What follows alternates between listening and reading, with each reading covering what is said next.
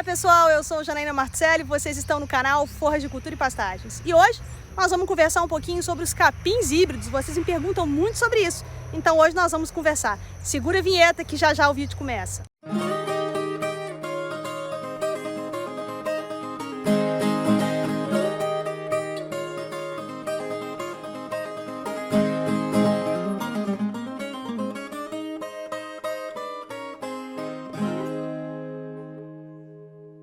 Olá pessoal, vocês sempre estão me perguntando, né, professora, semente de capim híbrido germina? Semente de mavuno germina? A semente do quênia germina? Então é isso, vocês me fazem essas perguntas porque vocês sabem que essas forrageiras são forrageiras híbridas, tá? Então vou falar para vocês um pouquinho dessa questão, né, desses capins que são os capins híbridos que a gente tem hoje disponível no mercado. Tá? Então antes disso eu gostaria de fazer aquela coisa que eu sempre faço com vocês, a pitadinha de ciência no conhecimento de vocês, produtores rurais. Eu acho interessante eu contar para vocês um pouquinho dessa história. Vamos lá. As plantas que aceitam cruzamento, né, vamos supor o milho, a soja, cada uma à sua maneira, elas vão ser plantas que podem ser cruzadas ou por elas mesmas, tá, que é o que a gente chama de autofecundação, ou por outras plantas, tá, que a gente vai chamar de fecundação cruzada. No caso das plantas forrageiras, essas plantas não fazem nenhuma coisa nem outra, é uma loucura, pessoal. O pessoal que trabalha com reprodução e genética de planta forrageira fica louco, porque as nossas plantas forrageiras elas têm um modo de reprodução totalmente diferente. O modo de reprodução delas, até o nome é complicado, é apomixia. Elas se propagam por apomixia, se reproduzem por apomixia, é um trem muito estranho. Então o que é a apomixia? A apomixia ela é como se fosse uma reprodução clonal. Então se eu pegar, tá, uma semente que seja aí do capim colonião, se eu pegar uma semente de braquiária, decumbens, se eu pegar uma sementezinha dessa aqui, tá, de capim colonião e colocar essa semente no solo, a planta que vai sair dessa semente é igualzinha à planta mãe, é um clone, gente. Vai ter a mesma resistência à praga, a mesma resistência à doença, vai ter o mesmo problema relacionado à produção, né? Vai produzir muito, vai produzir pouco, porque é um clone, é tudo igual, tá, gente? Só que o que acontece?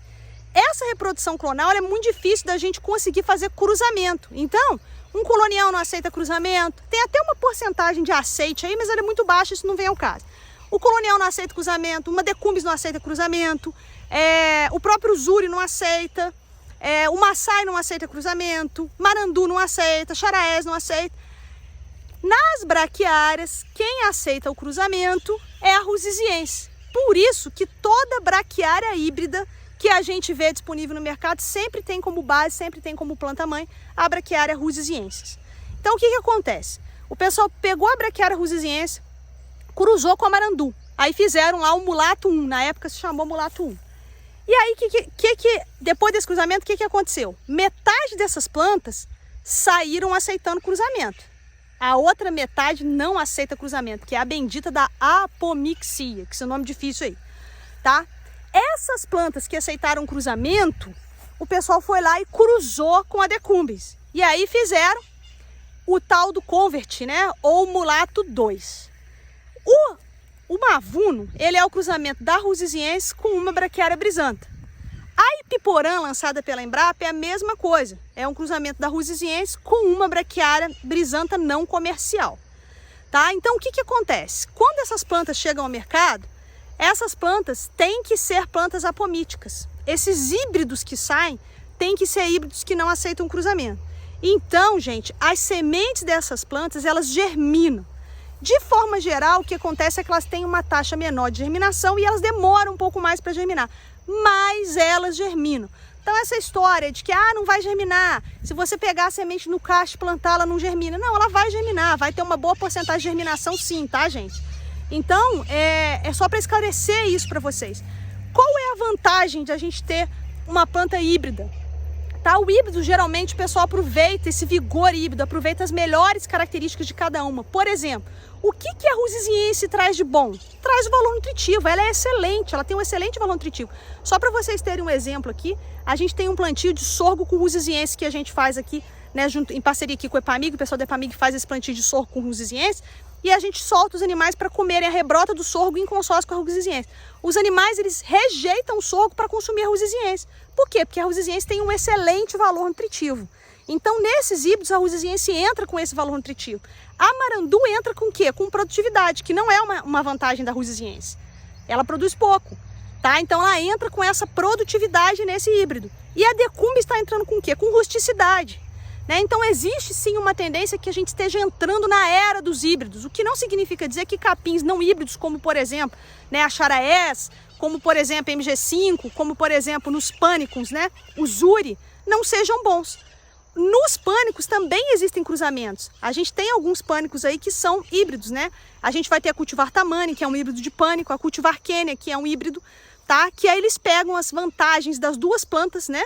Pai e mãe, vamos assim dizer, e colocam numa mesma planta. Então sim, como vocês estão sempre me perguntando, nós estamos entrando na era dos híbridos.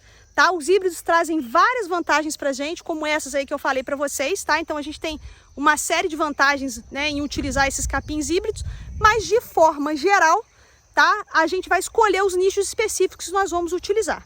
Tá bom, pessoal? Então eu só queria trazer para vocês esse recado do que são esses capins híbridos, como eles são feitos, por que a Rusiziense serve de base.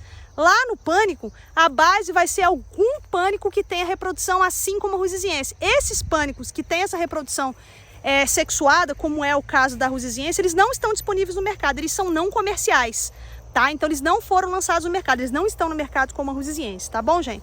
Então só para pincelar para vocês a história desses capins híbridos que vocês tanto têm me perguntado aí. E eu queria pedir para vocês curtirem esse vídeo, queria pedir para vocês comentarem, compartilharem, deixarem dúvidas. Eu faço tudo que eu posso para responder vocês, para que a gente consiga fazer esse vídeo chegar ao maior número de pessoas possíveis. Vamos ver se a gente consegue bater 20 mil inscritos aqui nesse canal até o final do ano. Eu só peço para vocês deixarem o like, tá bom, pessoal? E pode colocar as perguntas aí que eu respondo para vocês aquilo que vocês quiserem, que eu responda, que tiver a meu alcance, que eu souber. O que eu não souber também eu pergunto para os colegas, tá bom, gente? Então esse era o recado de hoje. Lembre-se sempre, seu dinheiro é capim, seu pasto é lavoura, no pasto é mais barato. Esse era o recado de hoje, pessoal. Fiquem com Deus e até a próxima.